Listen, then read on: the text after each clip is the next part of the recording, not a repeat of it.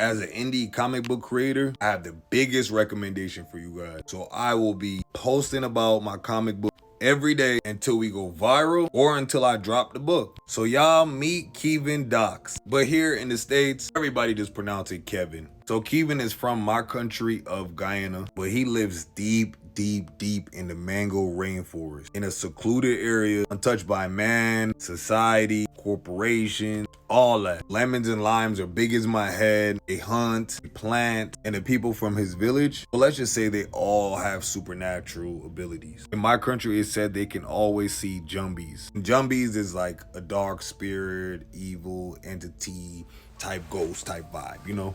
Just in case if y'all hear me say jumbies a few times, you don't know what I'm saying. That's just the Guyanese in me. So like I said, Kevin born and raised in Guyana, as you can see the flag. So after high school, he applies to go to medical school. This time he applies to go in America. He gets into a school in New Orleans. Of course, New Orleans of all places, right? Where he think he just about to just go to school, focus on, you know, becoming a doctor, and secretly looking for his father. His father disappeared years ago. It was said he came to America for a better life for him and his family, but he hasn't heard from him, haven't seen him since, so he wants to do his own reconnaissance work to see what happened with his father. That's kind of a deep, dark secret of his. He doesn't really want, you know, people to know that. You know, because people already think like, you know, as a black man, your dad probably dead or gone. Why are you looking for him, you know? Kevin's cousin, Rashad, already lives in America, and he's a ROTC student. He goes to the same school as him, but this one wants to be like a military doctor. He's very strict, very militant, you know, but his cousin loves him and he loves his cousin, even though his cousin gets him in all kind of situations. So the interesting and different part about Rashad has no supernatural abilities. He can't see spirits, he can't sense them. But that kind of puts him in a position where he feels helpless. He feels like the team has to protect him. So Rashad actually goes on his own journey at some point in order to protect himself. So Rashad acquires a machete, like a long sword. We call it a cutlass in our country, but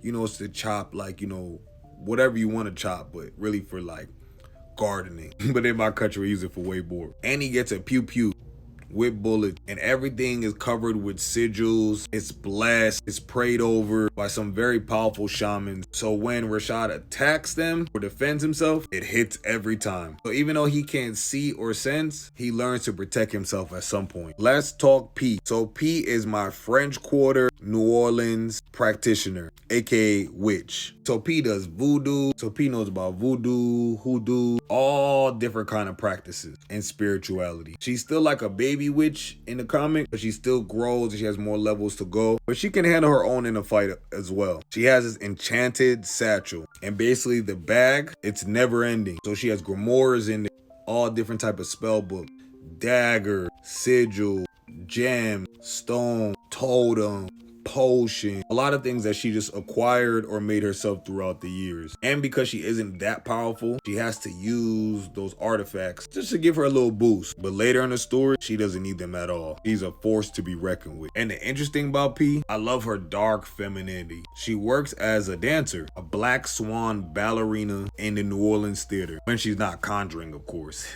So let's just stop right there. I don't want to leak too much. Y'all know everything about the book. Well, that was all just volume 1 I told you about. I got some more volumes coming for you guys. Don't ask about the drop date. I don't know. It's coming when it's coming.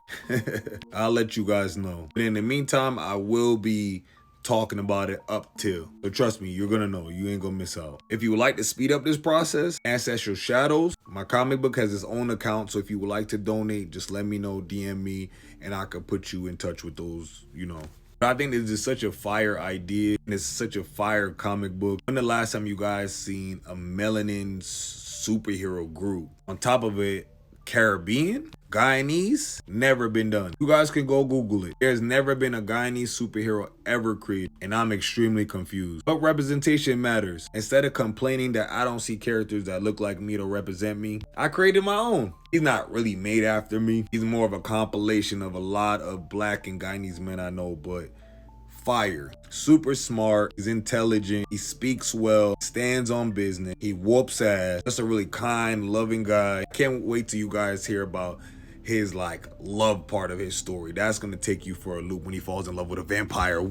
All right, gang, I'm gonna just leave you with that. And shout out to One Nation. That is the team I've been working with. They're gonna have a hard time getting rid of me, gang. I'm not going nowhere. I love their process. Literally have created these characters from me. Really just helping me just pull what's out of my brain. As well as they're helping me with my panel work, the whole comic book from start to finish. I'm also coming out with cards, collectible cards. They're also helping me with that. So if you're a writer, you wanna do manga, comic books type vibe, or if you just wanna just check them out, I'm gonna tag them right below. You're gonna be seeing a lot more from them. Got more volumes coming out. We got other books, the spin-off stories, a lot of stuff I'm working on. Trust me, gang. My supporters, I love y'all. I appreciate y'all. I know about this already. I know how long I've been talking about this, how many years I've been working on this book. We're finally getting somewhere now. Please make sure you engage with this video so it reaches timelines. So repost, save, comment, and like. And if you're new here, please follow. Trust me, you're not gonna want to miss this book drop. I lowered the age to 12 and took all the cusses out, you know, so you can buy them for your kids, your nephews, your nieces, your godkids, whatever. I think it's important to start spoon feeding these little kids consciousness little by little. So when they're our age, they can draw their own conclusions, how we do,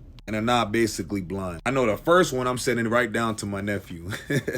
All right, gang, I'll be back tomorrow, tell you guys a little more. And I have a few stories I'm gonna be snatching from my book and posting them as TikTok stories. That's all they are. It's all my TikTok stories that I'm receiving. This is a compilation of it in a comic book form. Because I never told y'all this was fiction. Never said that. Yeah, y'all, so help me let this go viral. And shout out to all the indie creators. This isn't easy. Keep pushing. Keep doing your thing. You're great, no matter what anybody tells you. All right, let me know what y'all think in the comments and just call me back later. All right, bye.